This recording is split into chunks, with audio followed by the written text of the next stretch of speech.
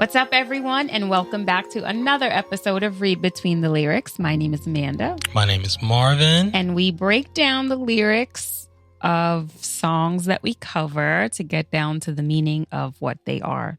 Yes, we do. Yes, we do. So today we are doing... Song from my guy, John Bellion.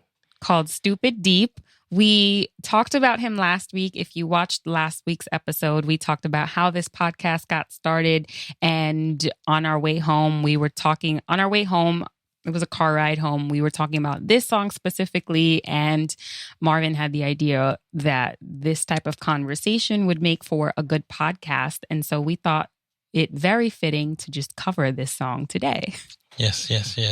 So this song is called Stupid Deep by John Bellion. And Marvin, would you like to give us a little bit about the artist? Sure.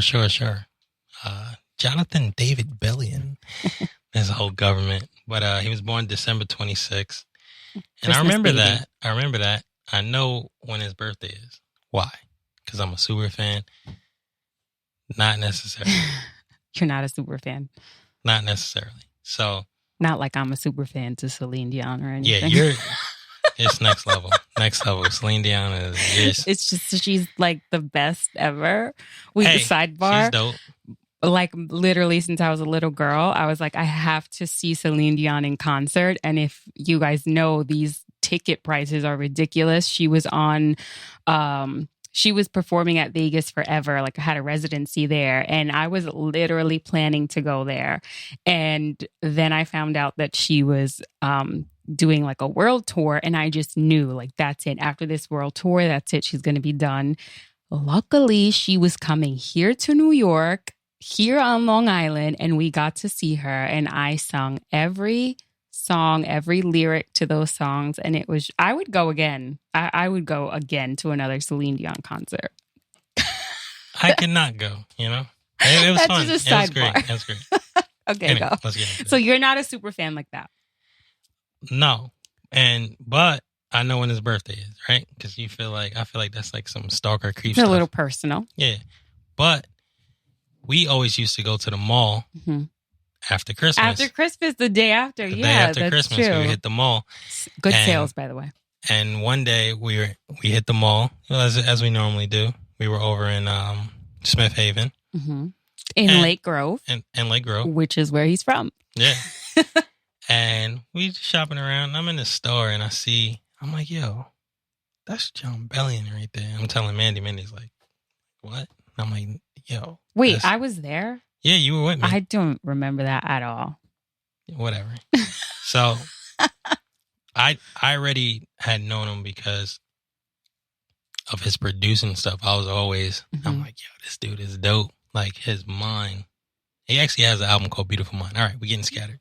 So I see him in the mall and I see these two big black dudes sitting with him. I'm like, oh, those got to be his bodyguards or whatever. I was like, yeah, I ain't even going to press him or whatever. He was in Forever 21. I was like, I ain't even going to press him. So then you went to another store and I'm like, I'm out of here. That makes sense. Yeah. You met him. I wasn't there. Yeah. You wasn't there when I met him. Okay. So you went to another store. I'm like, all right, let me go hit here or whatever. And I'm walking down and then I just see him walking dolo. So I'm just like, yo, John, what up? And like that. And I'm just like, yo, man, big fan of your stuff. XYZ. Nice. He's like, yo, what's your name? Like, like super, humble, super cool, man. And that always stuck with me. He told you it was his birthday. No. I went online. After I met him, I'm like, yo, what's this dude doing in the mall? Look him up. So now I look and I'm like, yo, today's his birthday. Wow. And my man is in the mall. Shopping. Just chilling, said hi bro. to a fan. And he was already, as far as I know, he was already crushing. Right. He was already successful. Crushing. Very successful. Yeah. Very cool. He's from Long Island, Lake Grove, New York. On Wikipedia, it says his best known song is All Time Low. Low, low, low, low. He has 4 mixtapes, which was super dope the way he did it. Cool. And he's just an all around artist, just like all the different aspects of artistry. He was torn between playing basketball and music, he said, throughout his high school career. And after But he decided to pursue music. Yeah. So after that, he went to Five Towns. Five Towns College, very popular out here. Right out here in Dix Hills. On the island. Deer Park, Dix Hills or whatever. And 19, he was like, I'm dropping out of college. And he's going to pursue his career to write music professionally. To write music. Not even, I mean, he was always an artist, but writing music. Specifically, yeah. And this dude has wrote plenty of bangers that you know, that you hear on the radio. Such as, let's go. So, The Monster, Eminem and Rihanna. That's good. That was a good one. Crazy hit song. He wrote a lot of Justin Bieber's new album that he just dropped, The Justice One. And yo, it might just be me, but I was listening to it and I was like, yo, this sounds like John Bellion. It has John Bellion feels. I mean, he has a style and a flow. Mm-hmm. Trumpets, Jason Derulo. Nice. Some Dia Lupa joints. Wow. Very cool. Camila Cabello. Very cool. Miley Cyrus. You want to keep going? Sure. Zed. There's a Zed song. I think he's on it, actually. Katy Perry. Nice. Who else we got on here?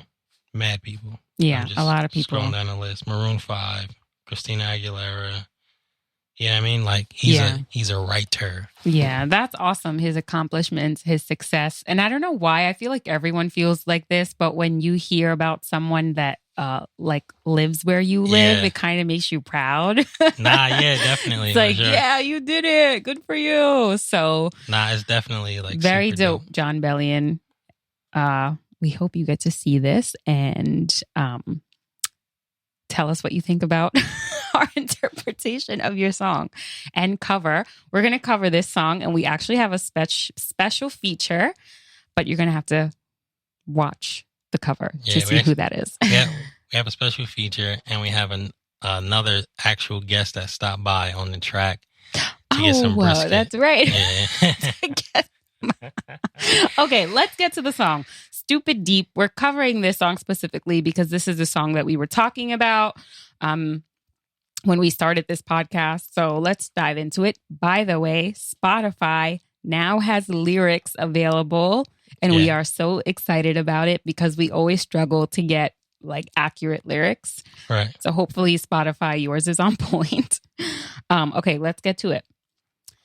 All right. So disclaimer before we do the lyrics. Just for everybody, if you're listening new, this is our interpretation of the lyrics, how we feel. We're not saying that this is what the lyrics mean. Yeah, this is not the intentions of like the writer. We don't know what the writers meant. This is just how our take on it. Yeah. All right, so let's do it. Okay.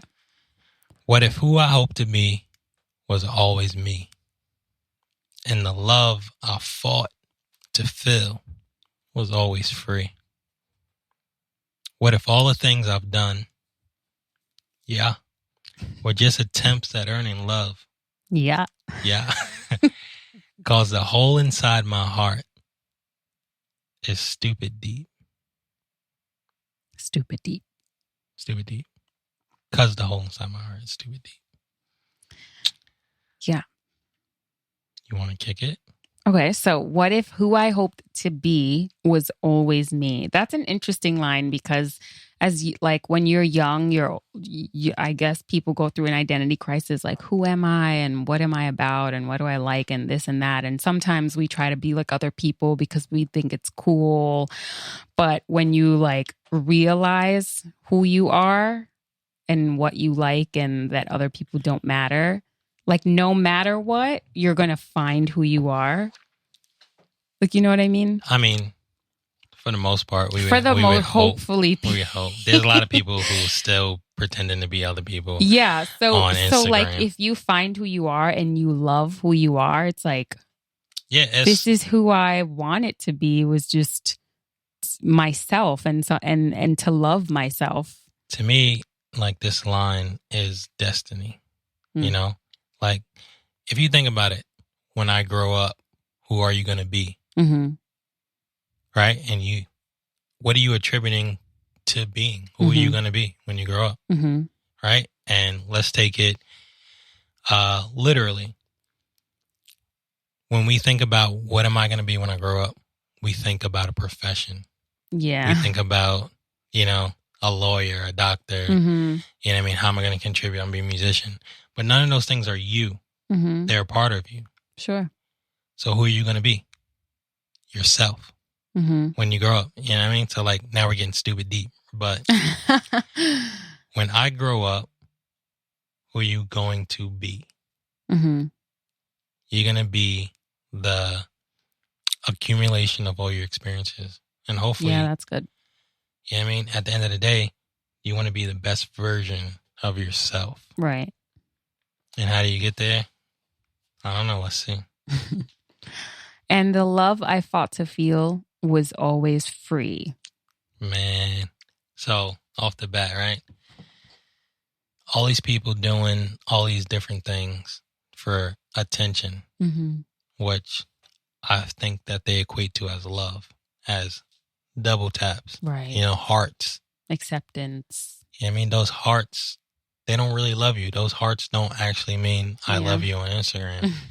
You know what I mean? It's that acceptance, you know what I mean, that you're fighting for. It's free. Like, and why is it free? Because if you were yourself, right, then you'd find someone who would love you. I think it's a good twist on that line. Like what's that phrase? Like all the good things in the world are free. Like love is free. You know what I mean? Like those are phrases people say, but don't feel like they really personally. You don't really think about it. It's just Mm-hmm. It's just a cliche thing you say. Yeah. Right. Okay, but the love I fought to feel, right. I like that line because people really do fight for love. Like, why are you fighting for someone's love? It is like love is freely given, right? If you love someone, you love them. There's no force there. Yeah. And if we want to go into like a spiritual level, like God's love is free. It's free. He just loves you. And you can find God's love through people too, right? Because he says people will know you by your love for one another. People will know me by your love to one another. Yeah. So it's free. You don't gotta, there are people like that settle in relationships, friendships, even family relationships. It's like you fight for this love, you fight for this acceptance and this approval. And it's like, you don't gotta do that.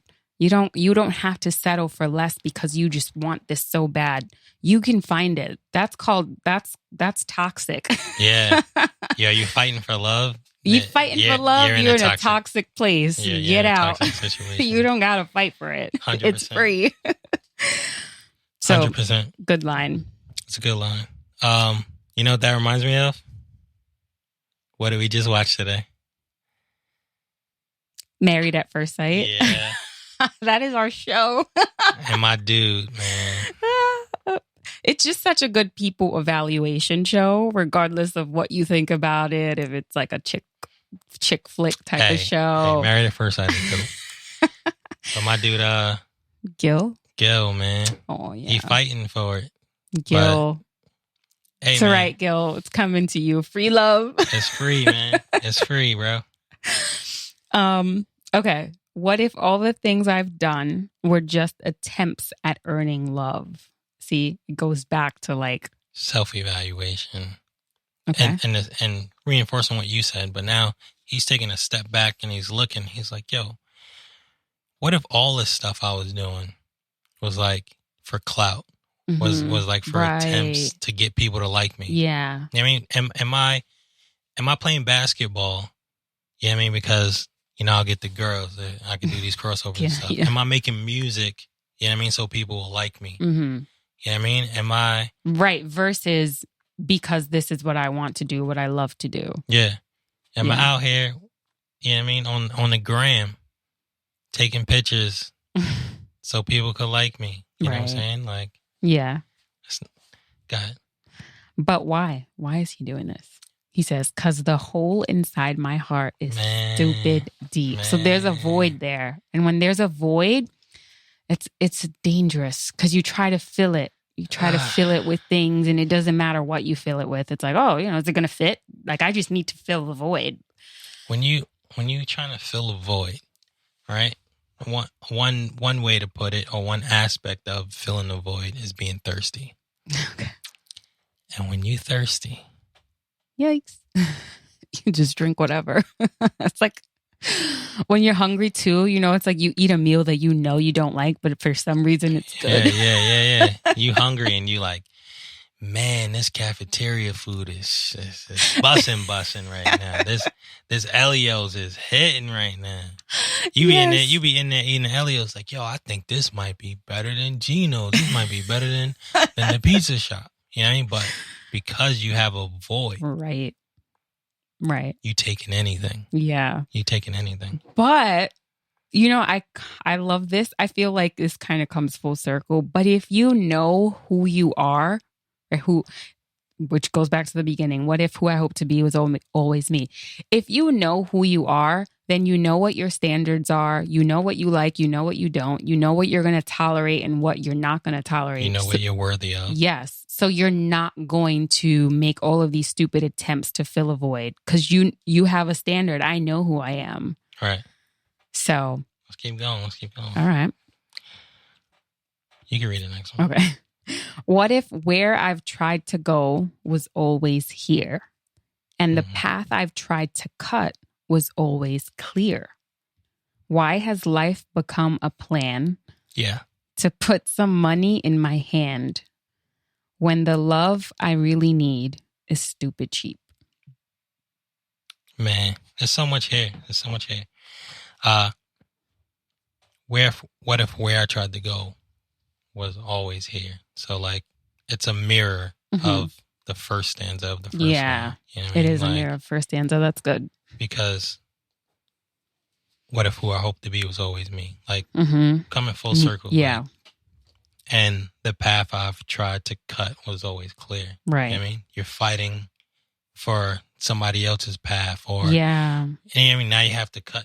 Like, look, guys, if you're pursuing something and you keep hitting like real roadblocks, not no roadblocks from yourself or whatever, like you're trying to cut a path that's not there, like there's no doors opening for you, it might not be where you need to be going. Yeah. And again, sometimes too, we're in such a rush to get somewhere or do something, and we think it's a race. Yeah, it's a race, and so we're just so impatient, and it makes things harder. You ever try to get like ready in a rush, and for some reason it's just much more difficult than just going at a regular pace. Like for some reason in life we're like that. Like people are like that.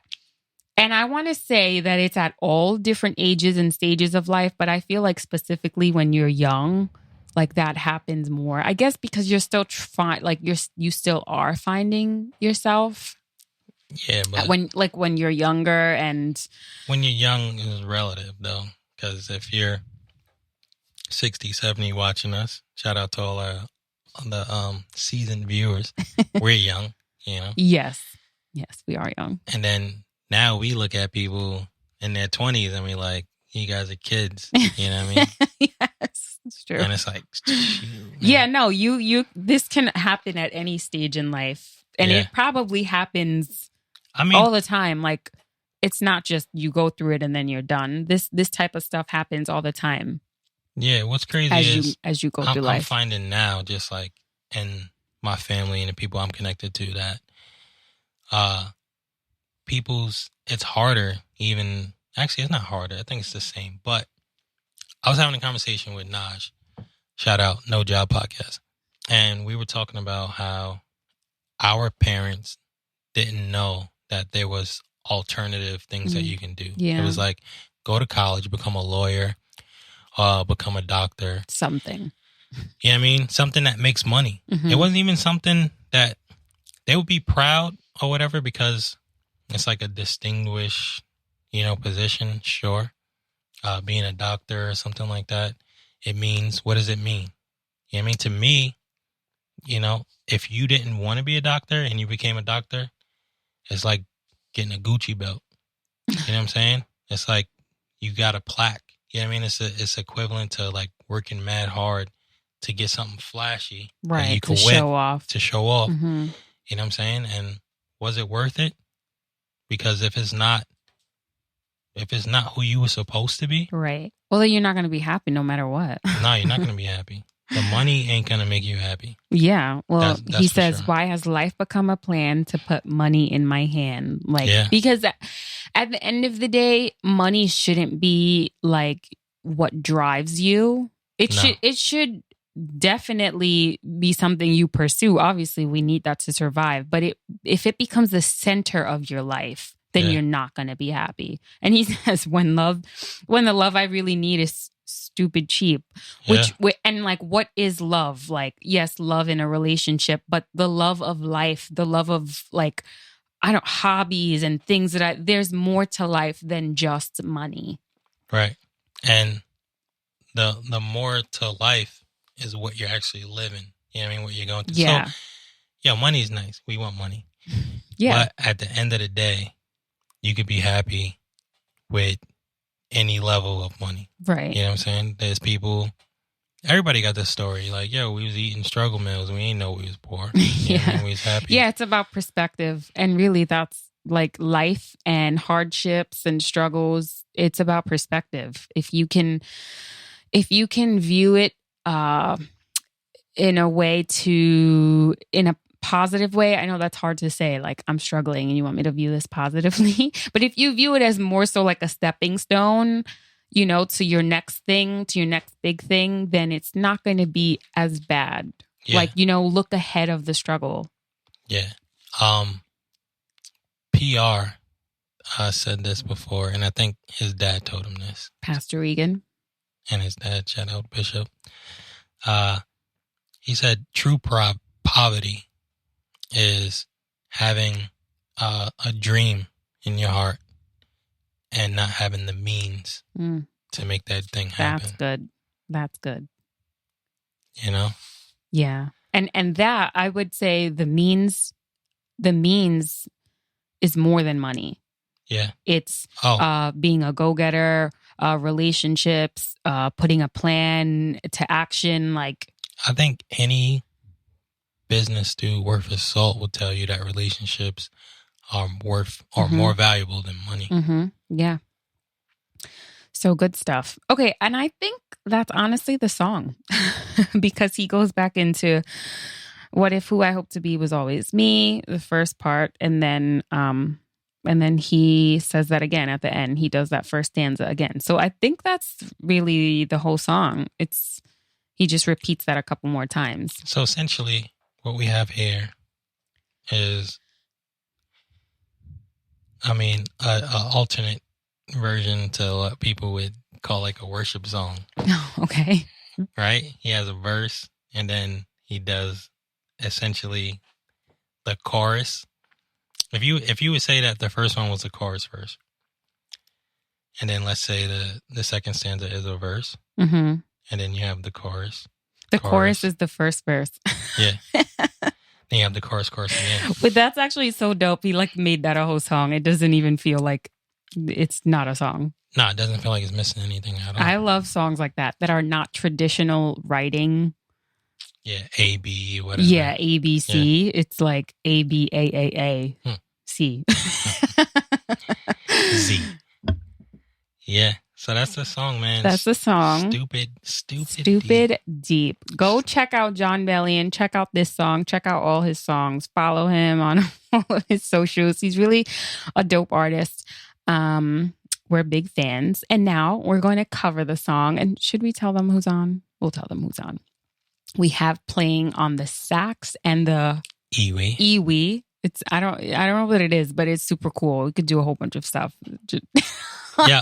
All right. So, you know what we're going to do? Because we usually do the cover after we do the speaking part. And we usually have right now, the kids are sleeping and we're recording this, right? But usually we record this and then we end up, I don't know how we always end up doing it, but it'd be dumb late at night and we're recording. But this one, we pre-planned it because we had to coordinate with none other than Stephen G. It's Stephen G. Andy calls him Stephen G. I call him Stephen. I think I'm the only one that does that, right? I think I'm the only one allowed to. Yeah. Steve G on the sax and Iwi. And who else? Christian, my Christian man. Racuglia on guitar. He stopped by for some brisket, and Mar was like, "No, this is not free." Yeah, I was like, you know what? play. I need some little extra something on this track. So they're featured on the song. We actually want to get Steve G to come and do like break down a song with us. So we'll keep a lookout for that. We're definitely going to have him on. But for right now, we have him featured on this song. Yeah, and that's pretty much it. The line on the song is crazy if you listen to the studio version. And like, I think Steve G's the only guy, who could do it live, like on an actual instrument. You know what I mean? I don't know what. Actually, you can, the bend or whatever, but check it out. Check it out. We hope you like it. Share it. Follow. Support, etc. I think Steve has music out. He does check stuff out all the time. Xander G. We'll link him. We'll link him. And Christian too. He has music out too. I mean, we just have like talented friends. It's crazy. I mean, all right, guys. We hope you like this episode. Check out the cover of Stupid Deep by John Bellion.